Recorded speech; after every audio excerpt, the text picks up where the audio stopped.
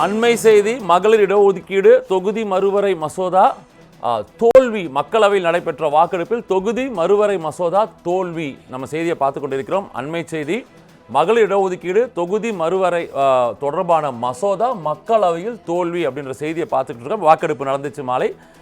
இந்த வாக்கெடுப்பில் இந்த மசோதா தோல்வி அடைந்தது அப்படின்ற செய்தியை நம்ம பார்த்துட்டு இருக்கோம். இதுதான் அண்மை செய்தியாக நம்ம பார்த்துக்கிட்டு இருக்கிறது. மக்களவையில் மகளிர் இடஒதுக்கீடு தொகுதி மறுவரையறை தொடர்பான மசோதா தோல்வி அடைஞ்சிருக்கு அப்படின்றத பார்க்குறோம். மக்களவையில் நடைபெற்ற வாக்கெடுப்பில் தொகுதி மறுவரையறை மசோதா தோல்வி. அண்மை செய்தியை பார்த்தோம்.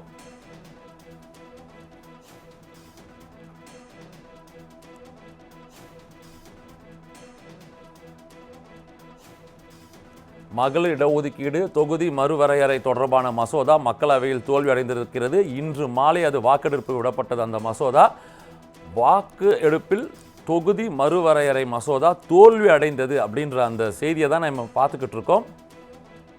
அண்மை செய்தியாக பார்த்து கொண்டிருப்பது பாராளுமன்றத்தில் வாக்கெடுப்பில் இந்த மசோதா தோல்வி அப்படின்ற செய்தியை தான் நம்ம பார்த்துக்கிட்டு இருக்கோம்.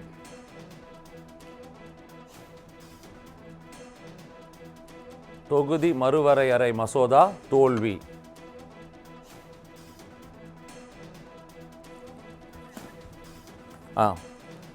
தொலைபேசியில் நம்மோடு ராஜேஷ் இணைந்திருக்கார். வணக்கம் ராஜேஷ், செய்திகள் என்ன?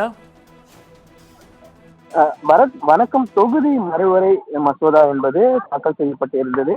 குறிப்பாக வாக்கெடுப்பு காரணமாக அந்த தொகுதி மறுவரை என்பது தற்பொழுது தோல்வி அடைந்திருக்கிறது. ஏற்கனவே இந்த 2026, 2029 ஆகிய ஆண்டுகளுக்கான அந்த மக்கள் கணக்கெடுப்பு உள்ளிட்டவைகள் குறித்துதான அந்த தொடர்ச்சியாக தென்னகத்தில் இருக்கக்கூடிய மாநிலங்களை சேர்ந்த முதலமைச்சர்கள், குறிப்பாக முதலமைச்சர் ஸ்டாலின் அவர்கள் தொடர்ச்சியாக இந்த திட்டத்தை, இந்த மசோதாவை கடுமையாக எதிர்த்திருந்தார். நாமக்கல்லில் இதற்கு எதிர்ப்பு தெரிவித்து அவர் அந்த தொகுதி மறுவரை மசோதாவை தாக்கல் செய்யக்கூடாது, இது தென்னக பகுதிகளை மிகவும் பாதிக்கும் என்று தொடர்ச்சியாக காங்கிரஸ், திமுக உள்ளிட்ட பல கட்சிகள் தொடர்ச்சியாக இதற்கு எதிராக குரல் கொடுத்து வந்த நிலையில் தற்பொழுது தொகுதி மறுவரை என்பது தற்பொழுது அந்த மசோதா குரல் வாக்கெடுப்பு மூலமாக நிறைவேற்றக்கூடிய ஒரு சூழல் என்பது இருந்தது. இதற்கான முறையான விளக்கத்தை மத்திய அரசு சார்பாக சட்டத்துறை அமைச்சராக இருக்கட்டும், அதுபோல் மத்திய உள்துறை அமைச்சராக இருக்கக்கூடிய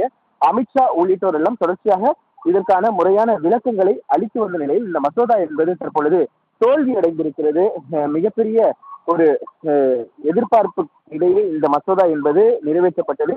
சிறப்பு கூட்டத்தொடர், நாடாளுமன்றத்தினுடைய சிறப்பு கூட்டத்தொடர் என்பது கூட்டப்பட்டு அதற்காக இந்த தொகுதி வரையறை மசோதா நிறைவேற்றுவதற்காக மட்டுமே இந்த நாடாளுமன்ற கூட்டத்தொடர் என்பது கூட்டப்பட்டிருந்த நிலையில் தற்பொழுது அது குரல் வாக்கெடுப்பு மூலமாக தோல்வி அடைந்திருக்கிறதை நம்மால் பார்க்க முடிகிறது.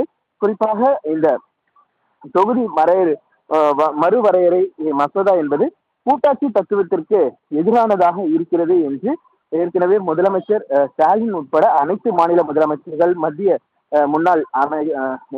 முன்னாள் அமைச்சர்கள் சிதம்பரம் போன்றவர்கள் தொடர்ச்சியாக தெரிவித்து வந்தார்கள். குறிப்பாக மத்திய உள்துறை அமைச்சர் அமித்ஷா அவர்கள் கூறும்பொழுது கூட இதில் உங்களுடைய தென்னகத்தை தமிழ்நாடு, குறிப்பாக தமிழ்நாடை குறிப்பிட்டு இது எந்த விதத்திலும் பாதிப்பு அடையாது, ஏனென்றால் கூடுதலான தொகுதிகள் வருவதற்கான அந்த வாய்ப்புகள் தான் இருக்கிறது என்று அவர்கள் தெரிவித்திருந்த நிலையில்தான் தற்பொழுது அதற்கான இந்த மசோதா என்பது நிறைவேற்றப்படாமல் அது தோல்வி அடைந்திருக்கிறது நம்மால் பார்க்க முடிகிறது.